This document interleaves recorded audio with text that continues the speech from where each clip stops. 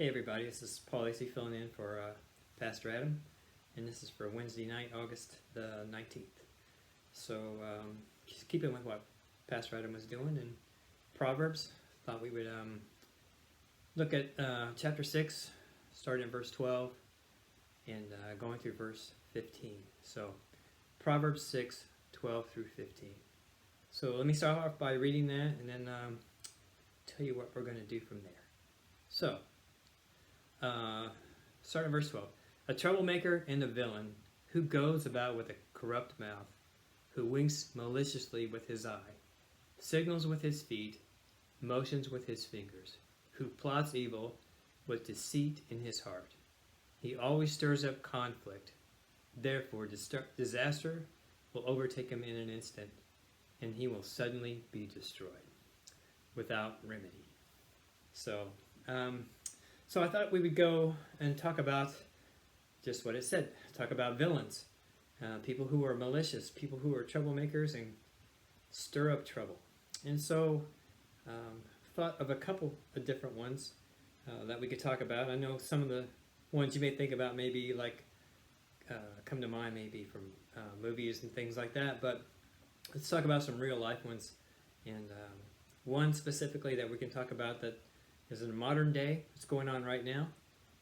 Somebody who stirs up trouble and causes some massive destruction, even as we walk and talk at this moment.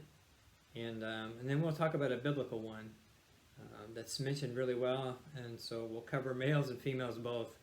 And there's some serious villains out there who've done some serious malicious harm, unbelievable harm. So we'll do that, and then we'll turn it to something positive toward the end, and we'll think of what exactly is the opposite of a villain, and how you yourself can keep from doing these things or getting yourself into trouble of stirring up things. Sometimes it's easier said than done. Sometimes you don't say much and you get yourself in trouble. So how can we keep from doing that? So I'll offer you a verse here at the end that I think will really help. And then I'm going to throw in something that a little unique. I'm going to throw you in a challenge, a 30-day challenge. And I'll explain that at the end, so you're going to have to stick around with me for just a little while, and I'll explain what that challenge is. If you like challenges, I'm kind of always up for a challenge. So hopefully you will like this one, and something we can do together. So it won't be just you, be me too. So modern day villain. Let's talk about one you may or may not be familiar with, but it's going on right now, even as we speak, and it's been going on for a number of years. And that's his name is Bashar al-Assad. You may not know Bashar, you may not know the details, but he is the president of Syria, been the president of Syria, and his family has controlled the country since 1971. And you probably heard something about the Syrian conflict and about all the refugees that have come out of there. But basically this started, I think, in 2011. And what happened was the people were protesting against him and his presidency. And rather than trying to deal with these people in a logical, decent way, he, as president, started firing on them. Basically sent the military after them. What it ended up doing was causing a massive civil war. So rather than peaceful protests and other types of protests that are going on in this country, rather than dealing with them logically, he made a war out of it. And so I'll show you a little video clip here before I talk too much anymore about what it actually is like, or what it's been like in Syria, and some of the 3 biggest cities there, what they look like. This video clip was shot about 3 years ago. It's 3 of the largest cities in Syria, and they were very big cities. A lot of it was centered out at first around the biggest city in Syria called Aleppo, and very big, beautiful city. And Aleppo and Damascus, Syria, are actually 2 of the oldest cities in the world. They've been around for thousands of years. And so when you see this video clip, think about a city that's been around for thousands of years. So sometimes rather than talking about it, seeing it is a whole nother story. So Without further ado, I'm going to show about a 1.5-minute clip of what these cities look like now.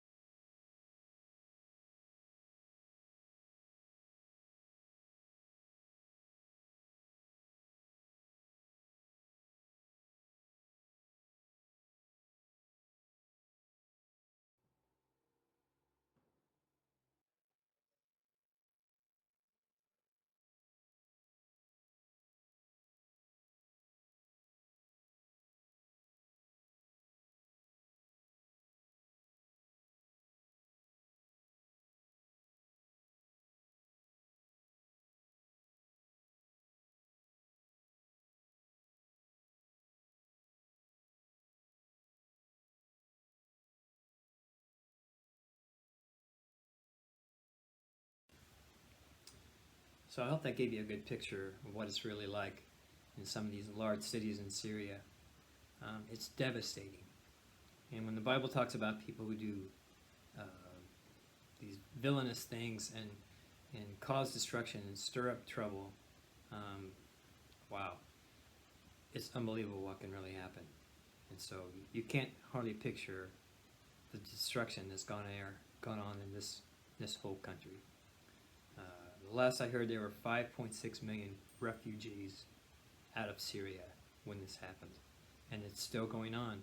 And every time these refugees find a safe haven, they keep getting attacked and keep moving to somewhere else, and there is no safe place. If you live in Syria, there is no safe place. So I thought I'd show you another clip just to show the humanitarian part of it. What's one thing is to see buildings and see destruction. It's a whole other thing when you talk about the people's lives. I know there's more than 500,000 people have died in this conflict, but if you think about beyond that, the lives that have been shattered, the people who are trying to recover. So here's another video clip of more from a personal point of view. This is French television and is speaking in English, but they recorded this fairly recently, I believe about 6 months ago. What it's like to try to live in the parts of Aleppo that weren't bombed and burnt to the ground. So let's show that clip. And again, you can see more from a personal point of view what a villain can do to people's lives.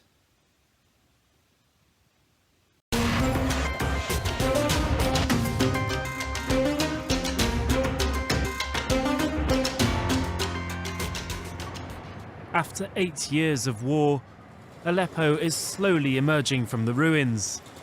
Brick by brick, workers rebuild the walls and pavements, torn down in the fighting. And among the dust and the rubble, portraits of Bashar al-Assad. 2 years after the Syrian government retook control of the city, Mohammed returns to what's used to be his home. We lived here on the second floor. He fled Aleppo in 2013 after narrowly surviving an air raid. One evening we heard mortars falling around us, and all of a sudden the whole neighborhood was up in flames. We didn't know where they were coming from and who was attacking who. And then all of a sudden the building collapsed. I was trapped, but they pulled me out of the rubble. All the other people in the building were killed. I had a 13-year-old son. He died. And my wife, she died too. According to his neighbor, rebel leaders had moved into the building and were being targeted by the government. They hit the building because there was an outlaw living on the first floor. I don't want to know who won the war, and I couldn't care less. I'm mourning my family, and that's all there is. He says he can't afford to rebuild his home, nor does he have the energy. Several years passed before he could face his fears and return to Aleppo. Only 2 years ago, this area was at the heart of the battlefields. The city's bazaar is slowly coming back to life. Once the largest indoor market in the world, a couple of stalls have reopened for business. If you like it, I'll give you a good price. This Syrian customer lives in Turkey. I really want to spend money here because this money will help. We really need to clean it and forget it. We need to sleep as if we were sleeping and then we wake up again.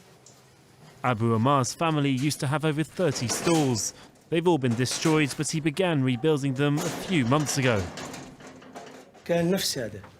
This is the state my shop was in. Completely wrecked. We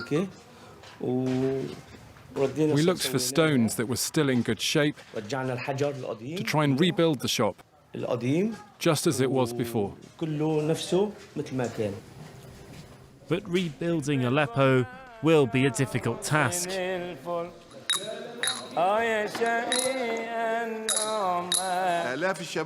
Because of the war, thousands of young Syrians have settled abroad, and they won't come back until they're spared for military service. But they're the ones who must rebuild the country, not us at our age. And although calm has returned in the ancient city, the war isn't over yet. Rebels still control areas in the outskirts, blocking the motorway that links Aleppo to the capital, Damascus. Look, they're firing from over there. What's that noise? Bombs. It's like this every day. We're used to it. A dozen shots were fired. See the building over there? That's the front line. There are armed groups just over there, down that street. Walk down there and you're dead meat. Why don't you leave this place? Where would we go? My house is here. My children are soldiers. I can't just leave. This Frenchman has been living here for 5 years, providing families with medical supplies and watching over children. I try to explain to them that when a bomb falls and it doesn't explode, they mustn't run after it and pick it up. Because that's what they do. They play with the bombs, they play football with them. They don't see the danger. 8 years of war, and the children of Aleppo continue to try to enjoy a normal life, despite the bullets and bombs that surround them. So villains are not limited to just males. Females can fall in this trap just as well. So let's talk about one from the Bible. And her name was Jezebel, and you may have heard of Jezebel, and you probably know it's not in a good light that you heard about Jezebel. And of course it's not. So let's talk about her story and how she became quite the villain, quite the treacherous person who caused a lot of people a lot of trouble, a lot of death. Certainly not a friend to Jesus and Christ. So Jezebel was the daughter of Ethbal, and he was a priest. He was a priest of the false god Baal, and Baal is mentioned a lot in the Old Testament. He was the fertility god and also the god of crops and things like that. And so her father happened to have murdered his own brother to take the throne, and so yeah, that was Jezebel's father. And so they're actually from what was called Tyre in the Old Testament. Tyre would be modern-day Lebanon. Lebanon, you might remember from last week, where the massive explosion went off and blew up the port from all this explosive that was stored away. So that's the place that we're talking about, where she's from. So the king of Israel at the time was a man named Ahab. And Ahab was a pretty weak, self-pitying man who abdicated his authority to his bride, the princess Jezebel. So he married her. So in spite of God's laws and of forbidding idolatry and the worship of any god other than the Lord, Ahab married this princess who brought to Israel hundreds of priests of the prophet Baal. It was the cult that tended to destroy manhood, drag womanhood into shame, and Jezebel was a domineering person that soon became master over her weak husband. And one of her first acts was to order the extermination of the prophets of the Lord. And you can find this in 1 Kings chapter 18. And she set up altars to Baal, which is a long, troubling problem with ancient Israel. So pervasive was her idolatrous influence in Israel that Jesus later used her name to refer to a woman who led the church at Thyatira into immorality and the worship of false gods. And you'll find that in Revelation 2:20. Jezebel's strongest enemy was the prophet Elijah, and who defied her and opposed her evil rule. First, he pronounced the punishment of God upon Israel in the form of a drought, which lasted 3 years. This culminated in a contest on Mount Carmel. You might remember this from the Old Testament, between Elijah and the true power of God and all the prophets of Baal, which quite a number. So 850 of those priests spent the day beseeching their God and wailing in self-mutilation to end this drought, to no avail. Elijah prayed to God, who responded by accepting his sacrifice and having the false prophets slaughtered and providing an abundance of rain. And that's in 1 Kings 18. So instead of acknowledging the awesome power of a one true God, through all this happened, 850 prophets totally failed. Elijah totally succeeded. Jezebel was just absolutely enraged and vowed to kill Elijah. That's in 1 Kings 19. So Elijah fled from her. He went into a cave out into the wilderness, and where the Lord fed him. And it's quite an interesting story. Elijah himself is a fascinating person. So all kinds of interesting things between the dynamics between Elijah and Jezebel. Total polar opposites. So years later, Ahab, her husband, died in a battle, and a man named Jehu was promised the crown if he killed Jezebel's son, thus taking power from Jezebel. As the story goes, Jehu made his way to Jezebel's palace to murder her, and she, expecting him, applied all of this makeup, dressed herself up in this beautiful finery, and was sitting in her window waiting for Jehu to come.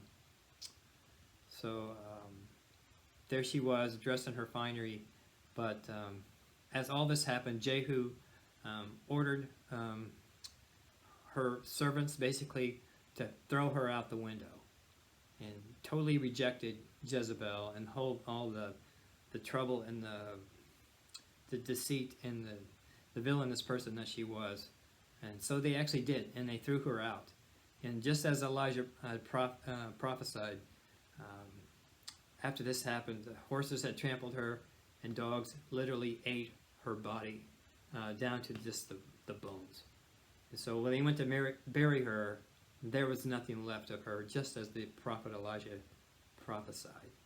And so when it talks about in Proverbs 6:15 about coming to a swift and sudden end, that's exactly what happened to Jezebel. She came to a swift and sudden end. And one way or another, if you find yourself in this positions where you're basically an assault on God, it's going to end bad. It's going to end very badly. So I know these two stories between Bashar al-Assad and Jezebel are kind of extreme examples. They were just extremely bad people, and we can think of some from our own history lessons of not very far ago in World War II, and I know you can think of names of people who've done just despicable things, who were quite the villains, leave a trail of just destruction and terror in their wake, and it can easily happen. So one of the things that can also happen in a much smaller scale is when you talk bad about people, when you insinuate things, and you can sort of lean into a direction that's just not good. And sometimes you don't even do it on purpose. Sometimes it slips. Sometimes it's just in a conversation something will come out, but later on other people will find out about it. It'll come back to haunt you. So you may be doing it in like these villainous ways, like these people that we've talked about or alluded to, but these kind of problems happen. And so how do you avoid those kinds of problems? How do you be just the opposite of that? And so, yeah, let's talk about that part.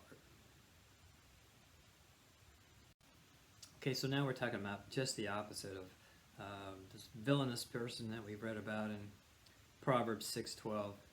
And we don't want to be that person. So how do we do that? Well, Paul in the New Testament gave us a great verse to focus on, to keep us on the straight and narrow and thinking good thoughts and doing really good things. And how he did that. Philippians 4 verse 8 says, "Finally, brothers and sisters, whatever is true, whatever is noble, whatever is right, whatever is pure, whatever is lovely, whatever is admirable, if anything is excellent or praiseworthy, think about such things." And that's just a beautiful verse to live by. You know, whatever is good, whatever is pure, whatever is beautiful and true, look for those things and concentrate on those things. Fill yourself with those things.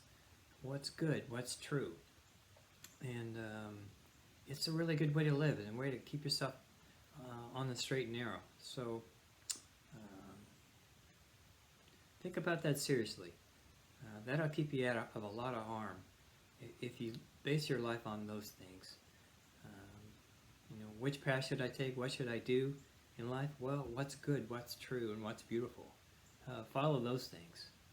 So, and it kind of reminds me of a course I took recently from Hillsdale College, and it was on Aristotle's Ethics. And Hillsdale College offers this for free online. It's a super good course. I can't recommend it highly enough. And so Aristotle lived about 300 years before Christ. And when you think of Greek philosophy, he's the standard bearer of it. And there were a few key Greek philosophers, but Aristotle's kind of considered the final authority on Greek thought. And so in this book he wrote, again, this was about 2,300 years ago, he wrote this book. And it's just been proven to be true. And it goes on along exactly with what Philippians 4 just said, 4:8. And so he's talking about ethics. And ethics is all about virtue. And virtue, he says virtue has to become a practice of small things that you do every day until you just etch them into your soul. That's a really good thing to remember. So if you want to be a virtuous person, and virtue involves things like justice and truth and courage, deep positive friendships, making good practical judgment or prudence, if you will. And he says happiness comes really from doing good things and being a virtuous person. That's a wonderful lesson to learn. I wish I would have taken this course when I was 18 and realized how important it is to be a virtuous person. He also says, which I think is very interesting, he says virtue is an action. So that's something that you have to be doing. Just like what Paul said in Philippians 4. It's like, think about, do, concentrate on what's good, what's true, what's beautiful. And Aristotle would have said the same thing. Of course, Aristotle may or may not have been a God-fearing person. He lived 300 years before Christ, so I can't really say what he really thought. But for sure, the virtuous part goes right along with the scriptures. And so take that for what it may, but I think you'll find that helpful in life if you really focus on being a virtuous person, thinking about doing the right thing, and that'll keep you out of this villainous character and traits and all kinds of trouble. So I wanted to leave you on one thing that I thought was an interesting challenge. And I'm going to try to take this challenge, and I hope you'll take it with me. And so here we go. So Wednesday, the 19th of August. So for the next 30 days, let's try something together. Let's do something where we specifically go out of our way to not say a negative thing about a single person. We can't say anything negative about a political figure, any kind of public figure, anybody you know. Maybe it's that cousin that drives you crazy. Maybe it's a family member, whatever. But let's say for the next 30 days until September 19th, focus on not saying one single negative thing about a person, no matter who they are, whether you really dislike them now or not. Well, what would happen if we did that? Just set ourselves a goal, not a negative thing to say about a single person. So I'm going to take this challenge, and I hope you take that challenge with me. And if you do, I really ask that at the end of this September 19th that you write me a note and tell me how it went for you. And so please think about doing this seriously, and then writing me a note, because I really am curious how it would go for you. And then if you do, I'll write you back and tell you how it went for me. So if you want to write me, it's Paul, ASAY, @gmail.com. And if you can't remember when you see me later, just tell me and I'll tell you my email address and my cell phone number if you want to text me, whatever. So I'm curious how this will work out for you. I'm kind of curious how it'll work out for me. But I like these little 30-day challenges. I've taken these kind of things before, and they've always proved very interesting. So, and that would be certainly in line with what we've learned in Proverbs 6:12 through 15. Just doing exactly the opposite of this villainous, winking character that stirs up trouble and dissent. And this is a way to keep us out of trouble and dissent. And it'll be a great challenge at the same time. So, yeah, let me know how it goes. And I hope you take this with me. And maybe pass along to some friends and see if they would do it too, and see maybe they would write you at the end of this 30 days and tell how it went for them. So maybe we can make this a movement for the next 30 days. So let's give that a whirl, and let me know. So, well, I hope you enjoyed this study. It's always interesting to learn for Proverbs because it's tested and true wisdom. It's been around for 3,000 years. People have looked at what Solomon had to say in every way possible, and it's proved to be true. And so you can look at wisdom from today, you can look at wisdom from the last 100 years, and maybe it's true, and maybe it's been time tested. But if it's been around for 3,000 years, and it's been eyed by all kinds of people in that time, and it's proved to be true, well, this is amazing stuff. So, hey, have a great night, and we'll catch back with you, and you'll probably check up with Adam next week. See ya.